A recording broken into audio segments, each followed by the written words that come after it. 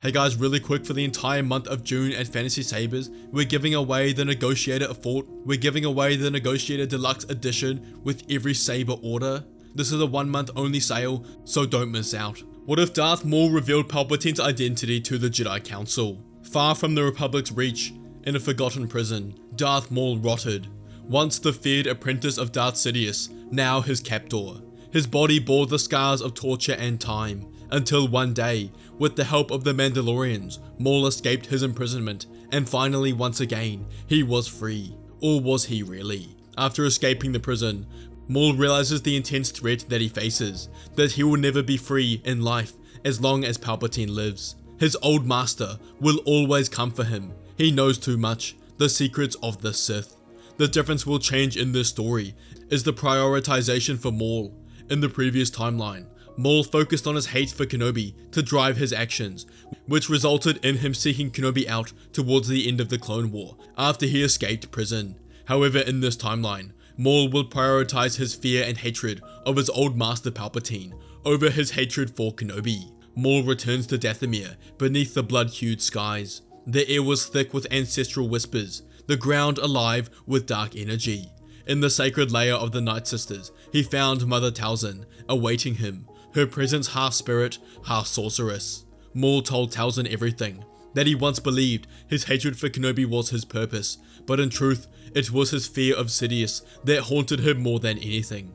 There could be no peace, no future, no freedom, whilst his old master remained alive. Talzin sensed his shift in purpose. She saw that the time for Maul to strike had come, and she would help him. A green mist curled from her fingertips. She called upon ancient Night Sister magic. Maul and 3 other Night Sisters were cloaked in a spell of concealment, one that would mask them both from sight and the Force itself, but only for a short time. Their ship slipped through Coruscant's orbital grid, silent and unmarked. The Night Sister vessel touched down on a landing platform not far from the Jedi Temple base. Shrouded in invisibility, the group moved like phantoms through the temple gates. Jedi and guards passed nearby, unaware of the Sith Lord walking just feet from them. The corridors of polished stone and glowing columns whispered of peace and knowledge, but Maul felt no reverence, only urgency. The Night Sisters parted ways inside, dispersing to ensure no interference as Maul ascended alone. He stepped into the turbo lift of the High Council spire. The lift doors opened to reveal the antechamber outside the council chambers. 2 masters, Shakti and Kit Fisto, conversed nearby, neither of them sensing his presence as he passed them.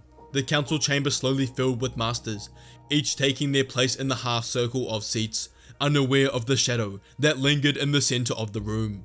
The spell began to wane, the magic dissolving like smoke in the wind. Then, as the last master entered and the room quietened, the magic was dissipated and Maul was revealed, silent and alone.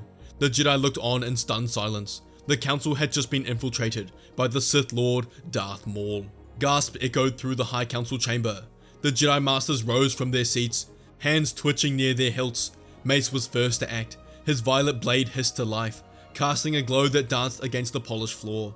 He stepped forward, eyes narrowed, every muscle tensed. Others followed instinctively.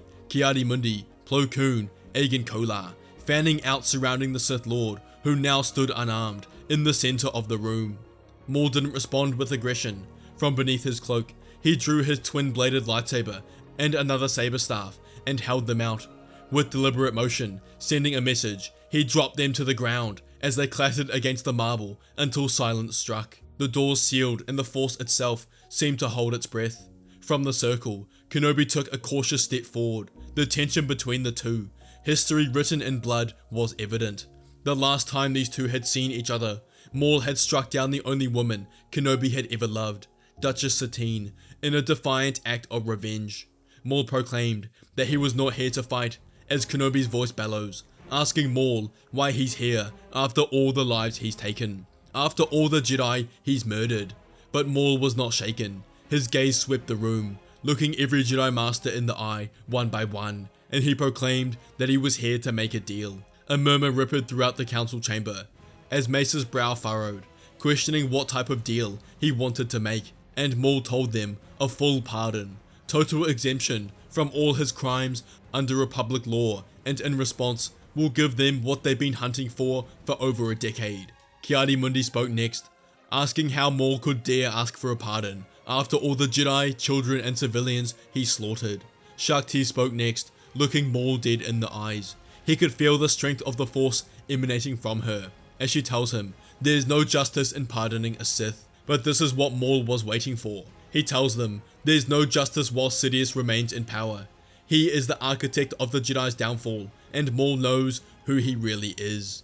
The room fell silent. Even Mace's blade seemed to hesitate in the stillness.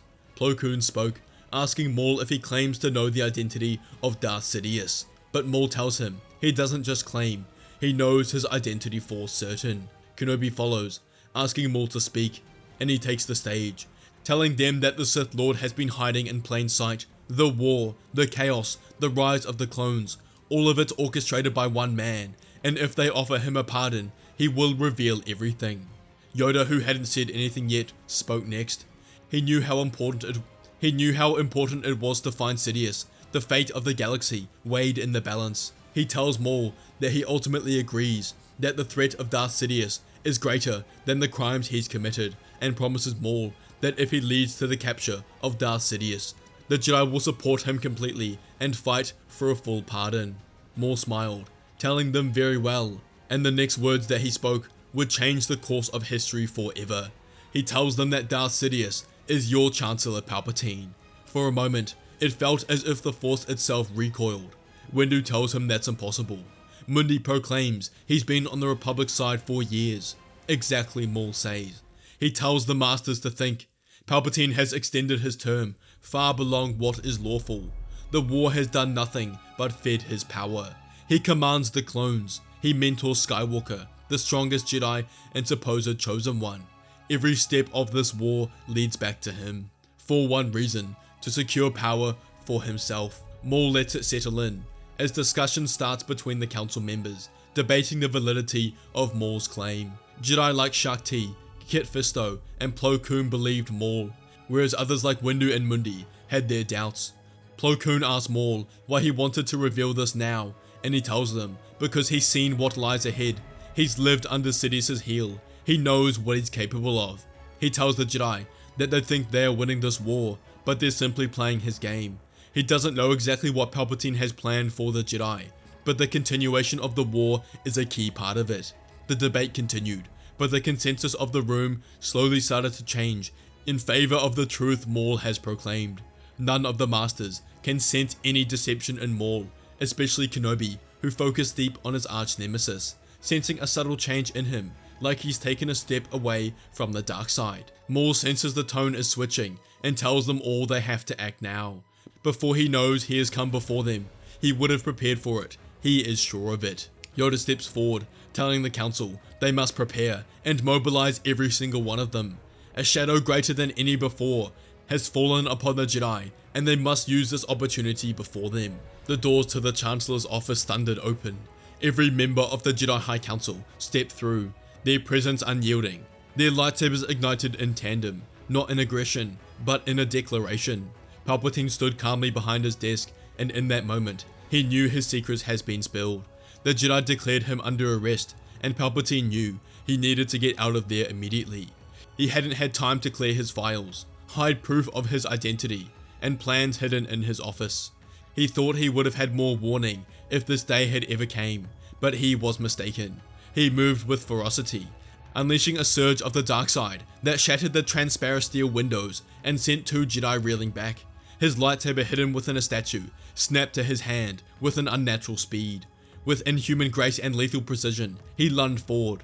This was not a moment of surprise. This was not four Jedi walking blindly into a trap. This was the entire council, prepared and unified. Blades clashed in a storm of motion and light. The Force twisted and screamed as Palpatine fought like a cornered beast. He hurled debris and lightning, cutting down a security droid, shattering hollow screens, but he was outnumbered. Windu struck first, driving Palpatine back. With a series of blows, Yoda leapt into the fray, his movements a blur of wisdom and fury. Kit Fisto and Plo Koon flanked from the sides. Palpatine was overwhelmed and finally disarmed, his saber clattering to the floor, and with a coordinated strike, the Jedi incapacitated him. The Sith Lord collapsed unconscious, and Palpatine, Darth Sidious was captured. The Jedi wasted no time. They knew the news of this event would spread fast. Palpatine's office was locked down and turned over for investigation. Under the silent watch of the council members, archivists and analysts began to tear apart the false chancellor's inner sanctum. They searched through the hidden compartments in his office, hacked into encrypted terminals, and examined every detail of the office for links to the separatists. And slowly the web began to unravel. Maul was right. There were files linking Palpatine to Count Dooku, logs of back-channel communication with leaders of the Separatist Council, transcripts of orders issued under false identities, funding trails, war coordination directives signed under codenames now unmasked. The final blow was the discovery of a hidden access route leading to a private study in the industrial regions of Coruscant. It was a shrine to the darkness. There, the Jedi found volumes of Sith tomes, relics, schematics of galaxy invasion plans, and most importantly, complete data on a contingency protocol filed under a single name, Order 66. The clones had been programmed to betray the Jedi. The truth could no longer be buried. The Jedi moved swiftly. The Senate was summoned into an emergency session under heavy Jedi protection. The revelation sent shockwaves across the Republic. The truth was laid bare. Chancellor Palpatine, the man who had guided them through a war as a Sith Lord orchestrating both sides of the conflict. The Jedi took control of the Senate podium, and at its base stood Darth Maul, no longer cloaked in shadows but under scrutiny and witness protection. The chamber fell into stunned silence as he spoke of his past, how he was raised from childhood as a weapon, trained in the dark side, and sent on missions of assassination and manipulation across the galaxy. He detailed how each of these missions, executed under the guise of isolated Sith ambitions, ultimately enables Palpatine's consolidation of power. From Nar Shaddaa to Malastare to Naboo, from assassination of political reforms to the destabilization of Outer Rim sectors, all of it had been a part of a grander design. But what followed next was the most damning of all. Hollow recordings of conversations between Dooku and Sidious, plans for the Republic's collapse, betrayal of the Jedi, the genocide to come. The evidence was overwhelming. Though factions loyal to Palpatine resisted, attempting to deflect, to deny, to discredit the Jedi's authority, even some of Palpatine's former political allies began to withdraw their support, their confidence in Palpatine fading. Senators like Bail Organa and Mon Mothma emerged as the voices of reason. They called for calm, for reform, for unity. With the Jedi Order, they framed the Jedi not as usurpers, but as saviors, who had prevented galactic annihilation. Under the mounting pressure, the Senate convened a historic vote. The office of Supreme Chancellor was ultimately declared vacant, and Bail Organa, unanimously nominated by the Emergency Unity Coalition, was confirmed as the new Chancellor of the Republic. His first act, rectifying the Jedi Order's actions as legal, necessary, and constitutional under Republic emergency law. Order 66 was deactivated, and the Republic began to breathe again. But the war was not over. Dooku still lived, and the Separatist war machine still burned across the stars. Meanwhile, Maul now needed to figure out what he wants in life. For the first time since his earliest memories of pain and training, he felt unshackled. Palpatine, his master, his captor, his god, was behind Durasteel walls. The invisible grip that had lingered at the edge of Maul's mind was gone. He was no longer being watched, no longer being hunted, and the nightmare slowed. But silence brought discomfort. In that void of fear, something deeper stirred. Who was he without his hatred? Summoned before the Jedi High Council once more, Maul stood there in the center of the chamber, not as an enemy or captive, but as a man acknowledged as pivotal in the capture of Darth Sidious. The Masters thanked him once again. His actions had changed the course of the war, exposed the rot within the Republic, and with this, he was granted a full pardon. They had felt it, a subtle but real change within him. His aura was less turbulent, the oppressive weight of dread no longer as consuming. Yoda asks Maul, with his new freedom, what does he want? Maul didn't answer immediately. His gaze scanned the room, then stopped on Kenobi, and a flicker of rage returned. He spoke slowly, each word pulled from the depths of a wound that had never healed. He tells them he wants revenge against Kenobi for taking everything from him, but Yoda looks at him confused, asking Maul what exactly Obi-Wan took from him. Maul thought it was obvious, and told the Grand Master Kenobi took away his position at Sidious's side, but Yoda presses Maul, telling him that he thought he hated Palpatine, that he just helped the Jedi arrest him, that they couldn't have done it without him. Maul snarled, but told Yoda that if Kenobi never defeated him, he would never have hated Palpatine. But Yoda shakes his head, asking if Maul is really sure about that. He tells him he was raised on hatred, forced upon the dark side, which makes him think that his hatred isn't actually his own. The words struck something deeper. Maul looked down, his thoughts spiraling. The conditioning, the pain, the voice of Sidious whispering in his youth. Could it be true? Could his hatred, his defining fuel, have been something placed within him? He looks up and tells the Jedi that maybe he's right. Maybe he can't help it. It's a part of him now. But the masters around the room shook their heads. Mundi told him that they believe it can be done. The dark side, though consuming, was not inescapable. There were stories in the Jedi archives, preserved in ancient holocrons, accounts from the days of the Old Republic, of Sith who had broken free. The path was grueling, the pain real, but the transformation was possible. Maul asked them how, and the answer was simple: patience and personal guidance. He accepted, and thus began Maul's descent through the dark, not into chaos, but into clarity. Over the following months, he remained under Jedi protection, away from the front lines. One-on-one sessions with Jedi Masters, sometimes Windu, sometimes Kenobi, sometimes Yoda himself. They challenged Maul not to fight, but to feel, to question everything, to see himself as a weapon. He meditated in silence for hours, fought phantom battles with old enemies, revisited memories, not to relive them, but to examine them.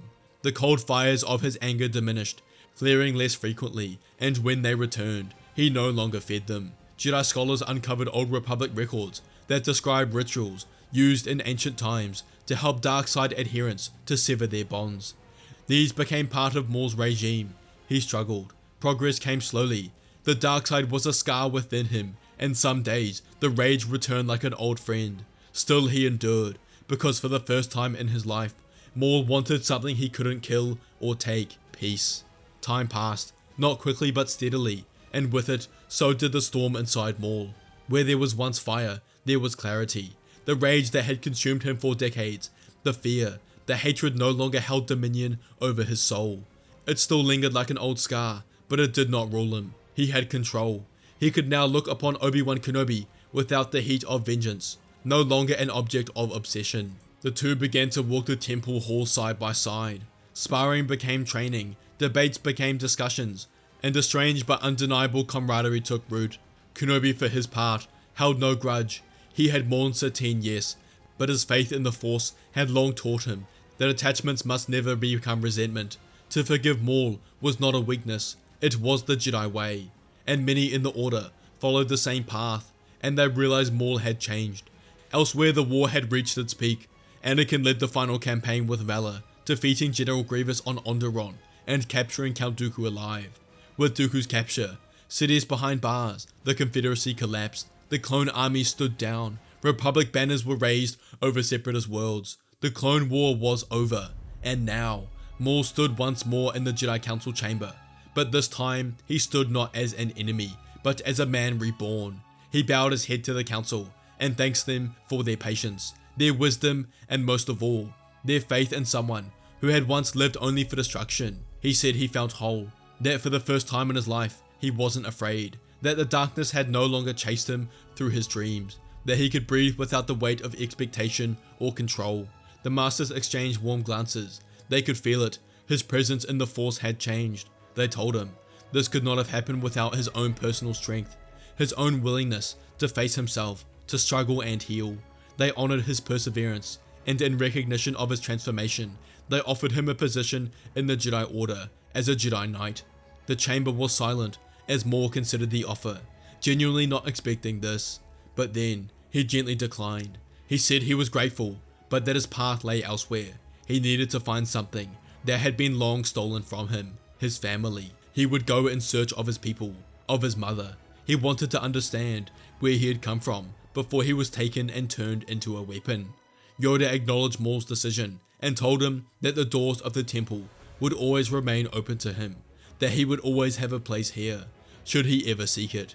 And with that, he turned and walked out of the council chamber, not as a Sith, not as a Jedi, but as a free man. Maul was granted a ship and traveled to his home world of Dathomir. He wandered across the Crimson Plains, from one village to the next. He walked a stranger. Each night, he meditated, reaching out through the Force, searching for a familiar thread in his history.